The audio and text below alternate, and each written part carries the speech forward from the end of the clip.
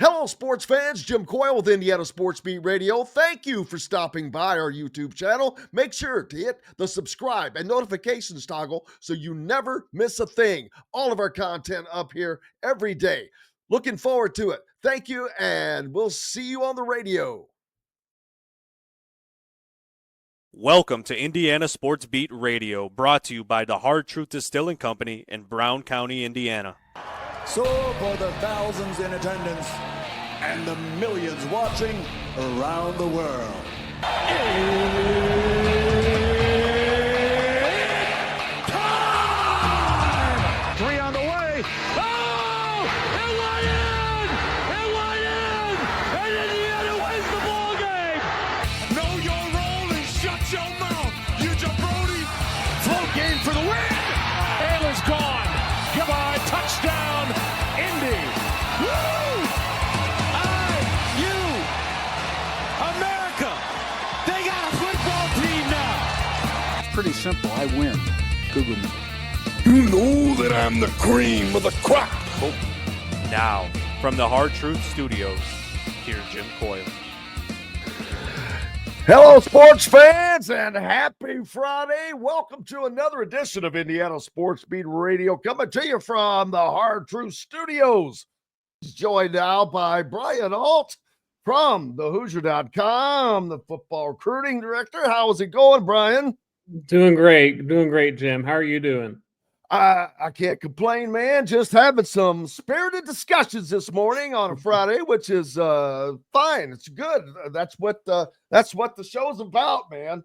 But positive things to talk about in football, though, that's for certain. After an incredible year, Indiana goes 11-2 on the regular season, adds one more loss in the college football playoffs, only to two of the teams that are playing for the championship on Monday night. And that has helped recruiting. That has helped get better players in the transfer portal. Last year, obviously, they brought in a ton through the portal, a lot coming from James Madison. This year, that has changed to more Power 4 type of talent that is coming in, as opposed to a lot of those mid-majors. Yeah, for sure. And the season that they had, it was just so crazy, kind of watching from afar how, people thought they didn't belong, after losing in the opening round there of the playoffs. And, they thought they weren't very much of an elite team, but, here we are. And, they lost to the two best teams in the country, which means that they were, obviously probably the third best, by that standard of logic. And so, the job, Coach Cignetti has done has been remarkable, and they honestly look even better ahead of next year. Just looking at how things are for now, and I think they're going to really, probably and possibly take that next step, going forward. Yeah, I see this team being a better team, and that doesn't necessarily compute out to a better record just because their schedule is going to be a little tougher next year. You've got 3 tough road games at Oregon, at Penn State, at Iowa. Iowa's a tough place to play. Oregon's one of the loudest places to play. And, of course, Penn State with 102,000. Who knows? That could be a whiteout game for the Hoosiers. But I agree. I think this team is just going to be better. They've added Fernando Mendoza at quarterback, which is not a step down by any stance. It might be a step up because I don't think he's got a torn ACL, and at least he's starting off with a thumb intact. Yeah, for sure. And just looking at a little bit of film yesterday, he really reminds me a lot of Curtis Rourke, just in terms of his frame, his size, his size and strength. He definitely has room to, grow and everything like that. And yeah, he's going to be a really, really good player. And obviously, what Rourke did throughout, last fall was really remarkable, to play with a bad knee and, basically just not really tell anybody, informing a lot of people about it. And just to play through that is just really remarkable. And so, obviously, they're seeking to, replace a good player. And I think he will, definitely, I think Fernando will definitely come in and definitely do a really good job. Yeah, I do too. And I knew he was a good quarterback. And I remember when Alberto was coming, we had him on the show and talked about his brother a little bit because he followed him and in Miami at high school. His brother was the big star quarterback for a couple of years, and then Alberto right behind him. And boy, I see something playing out in Bloomington here over the next 4 years, possibly. You could end up having a Mendoza at quarterback for 5 straight years, I think, because Alberto probably took a red shirt last season, or he will if he needs to. But they are really good in the quarterbacks room. You've got a solid veteran now in there, young with 2 years of eligibility. And you've got a couple of guys in the fold that have been in the program for a couple of years now that are talented. And that is going to aid things as well. Yeah, 100%. And everybody in that room can definitely probably fill in the role. I'm going to have a story up probably tomorrow about a walk-on quarterback named Maverick Geske. So that's going to be an interesting little side story that we do.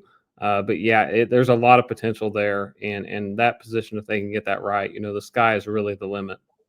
Absolutely. And the new passing coordinator that has come in, he's going to bring a ton to the table, lots of NFL experience. That's going to be great for recruiting, but it's more importantly going to be good for the offense. As good as it was last year, I think it could have been a little more creative. They didn't seem to have the play when they needed to in those few instances against Ohio State and against Notre Dame. I know that offensive line started to become an issue, but you've got to be able to adjust to that. And that's where they kind of lacked a little bit. I think that'll be rectified. Yeah, 100%. And if they get it right, that offense can be very explosive. You look at some of the, people that they have, brought in and a couple of the returners, Omar Cooper, sorry, him coming back is definitely a big addition, to the team. He's a very explosive player. Davion Chandler, an incoming freshman, another, high quality player that got, even better as a senior. When you watch high school players, a lot, their junior to senior year, there's not really a huge difference. But with him, he really stepped it up. And to me, I think he will be, contributing very early on Saturdays. Mekhi Jackson is obviously a really good talent too. Getting Tyler Morris there in the portal is another huge addition. I saw Tyler when he was a sophomore in high school. And so he has a huge amount of potential, very athletic family. And like I said, the pieces are in place there to watch this offense just, really put up a lot more points, to really have a lot of success. And if they're able to do that, to new philosophies, everything like that, the sky's the limit. Oh, absolutely. And they're also at wide receiver. Man, they're seamlessly going to move into this season because you have some great carryover with Omar Cooper Jr. and Elijah Surratt and some great EJ Williams as well. Yes. So the continuity in and of itself, although you do have a new quarterback, I don't think that's going to take long for that to work itself into play.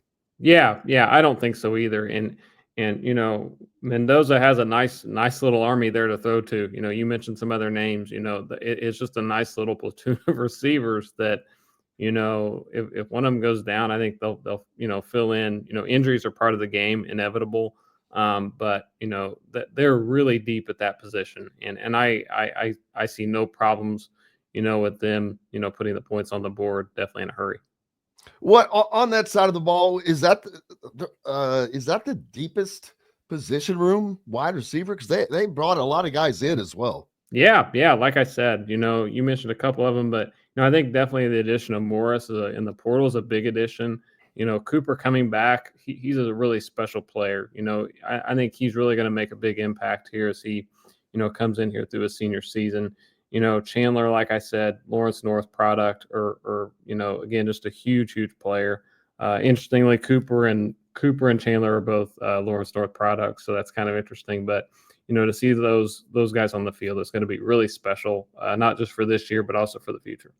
Yeah, Mekhi Jackson, wide receiver from App State, comes in as well. And when you get a guy in like that, he's good one. And the tight end, they've kind of beefed that role up. Didn't use him in receiving a lot last year, but I think that's going to change in this upcoming season. Running back room beefed up with a couple of guys, Roman Hemby from Maryland, of course, and the dude from UAB that came over, adding up to the lines as well. They're filling in pieces with stronger talent, like I said. And on the defensive side as well, they have added some defensive backs. We'll wait and save that for later, for another day. But offensively, I think they're just going to be. You're going to see a lot of the same, for one thing, because you saw a very successful offense last year. When it was clicking, man, it was rolling. When it wasn't, they couldn't get going. They couldn't get the offensive line just wasn't quite up to par. Of course, they lost a couple of guys during the season, one before, one during. So they will hopefully beat that all up. But this is a team that, and with their schedule, I think that if they can win one of the two road games, they're going to be back in the college football playoff. Yeah, I completely agree, Jim. And with their defense, that them coming, several returners coming back like Pons, like Kamara, they're definitely right there in the mix. I have no doubt that they will be back to where they were, and like I said, they just need to get that one extra more step to finally get in the big game. And so we'll just have to see what happens. It's kind of exciting. Part of me was not totally surprised at the turnaround that we saw last season. I didn't expect it maybe necessarily to be as far as it was, but just based on everything I heard from recruits, Coach Cignetti, his personality, they really did a great job of turning that around. And so I definitely think after this a full year to get everything hammered down, they're going to be even better. Yeah, I absolutely agree, man. And so what is up next for you? You said you got a piece coming out here soon on the walk-on. Yeah, that'll be an interesting story. It's about Maverick Geske. He's a soon-to-be graduate of Brebeuf Jesuit. He led the state in passing last season in passing yards. Their offense put up ridiculous numbers. Like they scored 86 points in a game last year. And so just, his dad is the head coach, and, just have kind of a little story about him. And, he's a walk-on, obviously, so he'll have to, definitely earn his keep. But I just think it's a unique story, unique angle, and great person, great kid, and very well coached, obviously, with his dad being the head coach. And so just kind of an interesting little story. That'll be out, I think, tomorrow morning or late today. So, and that's in the Hoosier.com. Is he a dual threat quarterback, thrower? Yeah, he is. He's very much a dual threat. He can run, and he can also sling it. He wound up, threw over 4,000 yards, 40 touchdowns. Like I said, their offense was just insane. It was like a video game sometimes to watch from afar. But he's a really talented young man. So we'll just have to see how he fits in the whole picture. But yeah, really, really good player, really good winner too. They wound up beating Carmel, a 6A team, during the season last year. And that was just really, I was at that game, and it was just a wild game to watch. And so the potential there is definitely good for him. Well, absolutely. And looking forward to it, man. And looking forward to everything in the Hoosier.com from you, keeping up with everything that's going on the football side of things, in recruiting and all of that. So make sure you go to the Hoosier.com and look for Bryan and give him a follow. What is your Twitter handle at Bryan? It's _Ault, I think. Yes. Bryan, BRYAN _Ault, AULT. Follow him at Twitter. All right, Bryan, I appreciate you, brother. Thanks, man. Have a good day. You too. Bryan Ault joining us here on the program, and plenty more to come up. We'll get back into the discussions with you on this Friday from the Hard Truth Distilling Company studios right after these messages. Andy Moore Honda is Bloomington's #1 Honda dealer for a reason. Buy a new Honda and get a 3-month break from car payments. That's right, no payments for 90 days. That includes the all-new, all-electric Honda Prologue, and you get it for just 0.9% financing. Or the 2024 Honda Ridgeline Black Edition or the Honda Accord LX, both for just 1.9% financing. Get more to your door from AndyMooreHonda.com, Bloomington's #1 Honda dealer and your best place for new and used vehicles. When it comes to apparel and promotions, Freethink has you covered, literally, whether it's 24 or 200 shirts for sports leagues, businesses, or groups. Freethink Apparel and Promotions can also create your very own merchandising store. Freethink Apparel and Promotions did it for Indiana Sports Beat Radio, and they can do it for you. Whether it's screen printing, embroidery, digital printing, promotional products, vehicle wraps, or anything else under the promotional line. See what Freethink Apparel and Promotions can do for you at freethinkapparel.com. Enjoy healthy, delicious meals at home without the hassle with the Fresh Fork. Chef-curated, ready-made meals delivered right to your doorstep. Proudly fueling IU athletes and now available to you with a menu that's always fresh and diverse, from hearty proteins to fresh salads. The Fresh Fork empowers you to make better food choices without compromising. Let the Fresh Fork help transform your lifestyle for a healthier way of living today at thefreshforkonline.com. Use promo code RADIO20 and get $20 off your first order. Hungry for something a little different? Well, head to the Rusty Gator Fork and Ale in Bedford, where oceanic flavors meet southern charm with a Cajun flair, like their loaded voodoo fries, gator bites, or jambalaya, and so much more. The Rusty Gator also has live music each Friday and Saturday night with some of the best local and regional artists around. Visit the Rusty Gator Fork and Ale in Bedford and get your Cajun on. Located on 325 acres in beautiful Brown County, Indiana, Hard Truth Distilling Company is the biggest and the best craft distillery around. While Hard Truth is already known for producing internationally awarded whiskeys and spirits like Hard Truth's sour mash bourbons, sweet mash, and hard road ryes, as well as their cinnamon vodka and the always popular toasted coconut rum. Hard Truth Distillery offers so much more. With a full-service restaurant, ATV, and distillery tours, as well as live music, you can spend an entire day at Hard Truth Distillery while making your entire family or group happy. And that's the Hard Truth. Hard Truth products are available across Indiana, as well as many other states. So no matter where you shop, if they don't carry your favorite Hard Truth product, tell them you want the truth, the Hard Truth. Hard Truth Distilling Company encourages you to enjoy all of their products responsibly and to never drink and drive. Welcome back, Indiana Sports Beat Radio here on this Friday. Thank you so much for being with us. Appreciate you greatly as always. This Monday, the college football championship reaches the championship. Notre Dame, Ohio State, going for the first ever playoff championship. A historic time in college football. While this is going on, or ahead of that, there will be meetings with the CFP leaders. That includes 10 conference commissioners and Notre Dame's athletics director. They'll be meeting for the first time since the new format went live. And one of the biggest discussions is going to be the seeding format that saw Boise State and Arizona State go from being in the bottom 4 to getting an automatic bye and kind of wrecking it. Really, to be honest with you, it kind of wrecked the first round. You talk about all the way the games went. That's my opinion. If that had not been the case, I think it would have been completely different. And you would have seen better games. It would have changed the competitive balance, in my opinion, but that doesn't mean a whole lot.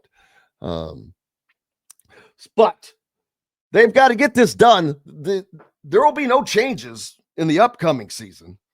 The contract for the current 12-team playoff runs out after the 2025 season. Then but they have to have these changes in order before then and ready to go. So they've got to get this stuff hammered out. Will there be an addition in teams? And if so, what will that be? I don't know. But the good thing is teams like Indiana are going to be in a position to fight for a shot in the CFP each year. Doesn't mean you're going to make it every year. The Big Ten has got too many good programs that are not going to always be down. Iowa's not always going to be down. Wisconsin will not always be down. Illinois right there knocking at the door. So there's going to be change, turnover. USC, they're not going to always not have a great year. I think it's going to make it more interesting. I never thought that an expanded playoff would hurt postseason, but I didn't realize it would boost it so much. Again, we talked about this last week, but the ratings were never higher than they were for bowl games this year. Crazy. So there's that. Indiana at Ohio State tonight in a game that is not going to lie. It's going to be a tough matchup for the Hoosiers. But again,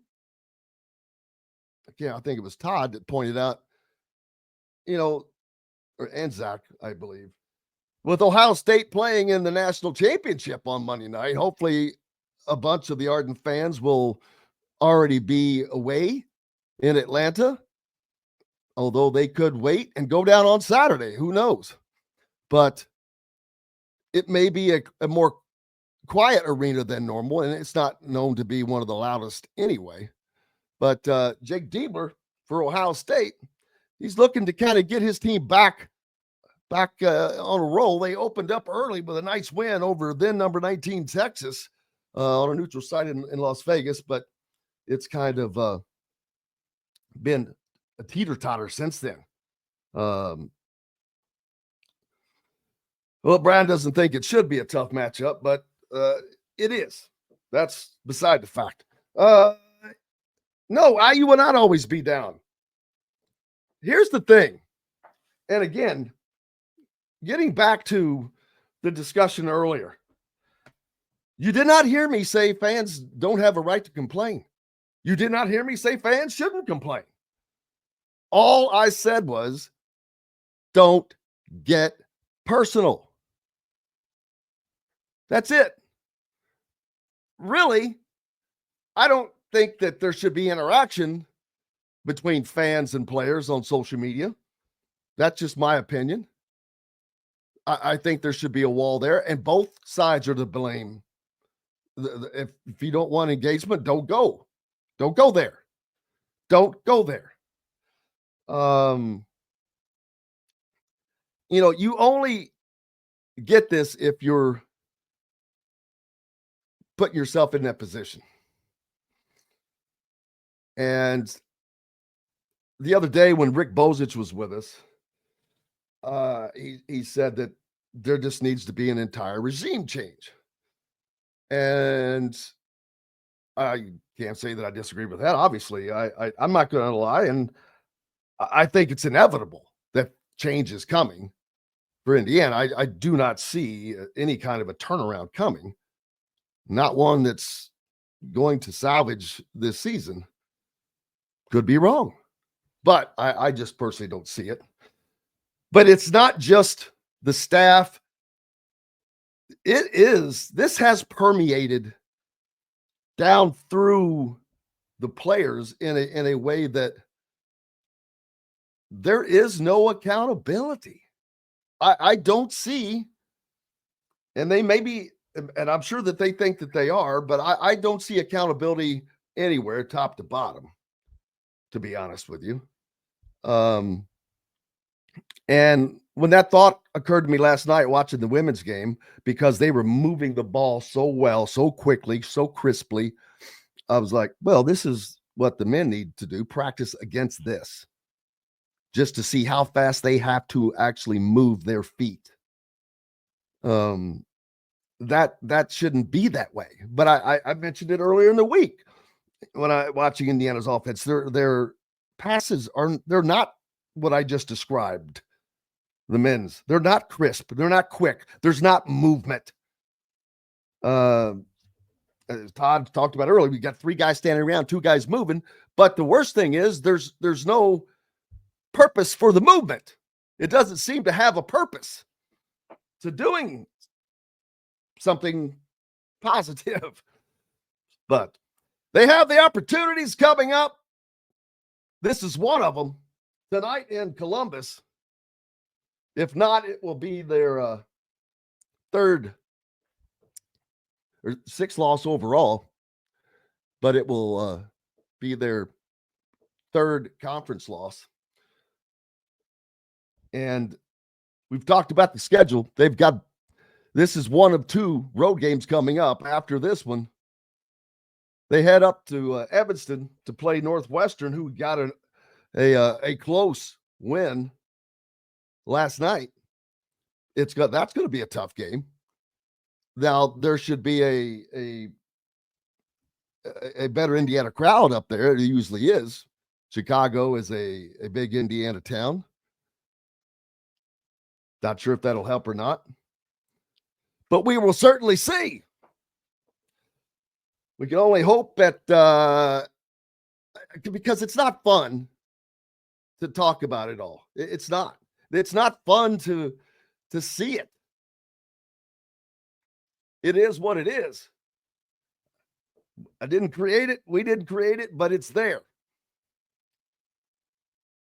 No doubt. And, well, I appreciate that. Dusty Banners. That's funny. I like that. I like the name. I mean, and trust me, I haven't always done that. Kept it civil, but you live and you learn. And it's not that I don't have opinions. I tell them, I give them all the time.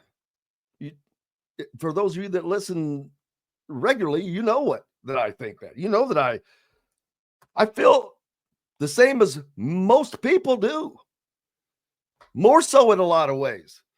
But I've also, do you want to do this for the next 2.5 months? But I will say that if it does get bad, like I think it can, the only question I have, if it gets to heading in that direction, is will it go on until the very end of the season or not? Because if it starts to really snowball, I'm talking about not just the losses, but this overall feeling that is in Bloomington surrounding it, then that may prompt something sooner than expected.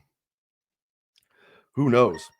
But hey, again, while it doesn't look like it's going to be that way, the opportunities are still there. You saw a Minnesota team beat Michigan last night. You saw all these upsets that we spoke about, or Gonzaga getting beat by Oregon State, Memphis getting beat by Temple. It happens. And that's up to the players and the coaches. Those are the only people that can change that. That has nothing to do with anybody else. And the one thing everybody has control over is their effort level. How much effort you can't control your talent level, but you can control your effort level. And so that is something that Indiana needs to test. What are the limits? What are your effort limits? That's probably it's not the biggest problem. I don't know if there is the biggest problem with the basketball program there, but that is one of them. I don't think they know how to get close to that line of effort. And you look at other teams, you can't blame this on NIL, because NIL is everywhere. Indiana is not the only college program that has it. Indiana is not the only college program that has a high NIL dollars. Kansas has it. Kentucky has it. Louisville has it. Louisville has 13 new players and a coach that came from the College of Charleston. I'm sorry, not Charlestown, Charleston. My only point there is there's no excuses. I think we all know that. Just hope for the best and hope it gets better. What are your plans for the weekend? Got a game to watch tonight for certain. Championship, college football championship on Monday night. NFL happening over the weekend as well. Do you still have a team playing in the NFL? Nope, hope is not a plan. That's always a good thing. Yeah, be watching some NFL playoffs and just trying to not strain myself too much. Don't have to worry about shoveling any more snow, at least. That is true. Think about where Louisville was just a year ago. Kind of the feeling was the same, but it's a little worse for the Indiana fans. I get it because it's been going on for quite a while. But just hopefully tomorrow's a new day. Maybe you get a win tonight. We'll be back on Monday with Don Fisher to talk about it. Hope to have you along with us then. That's going to wrap it up. I hope you have a great day and a great weekend. I cannot tell you how much appreciate having you with us. Until the next time, I'm Jim Coyle. I will see you on the radio. Thanks for listening to Indiana Sports Beat Radio. Be sure to subscribe to our YouTube page for more clips and team coverage of Indiana basketball, football, and more. You can also find full episodes and tons of other content on thehoosier.com. We'll see you next time for another edition of Indiana Sports Beat Radio.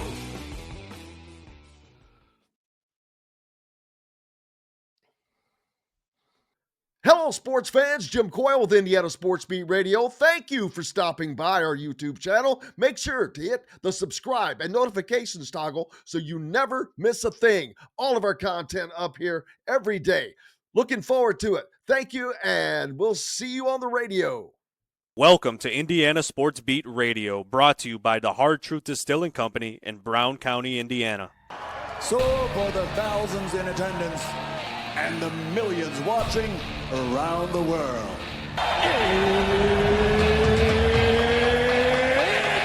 Time! 3 on the way. Oh! It went in! It went in! And Indiana wins the ball game! Know your role and shut your mouth, you jabroni. Float game for the win! Ayler's gone. Goodbye. Touchdown, Indy. Woo! America! They got a football team now! It's pretty simple. I win. Google me. You know that I'm the cream of the crop. Now, from the Hard Truth Studios, here's Jim Coyle. Welcome back to the Hard Truth Distilling Company studios on this Friday. You made it. You made it. It's here.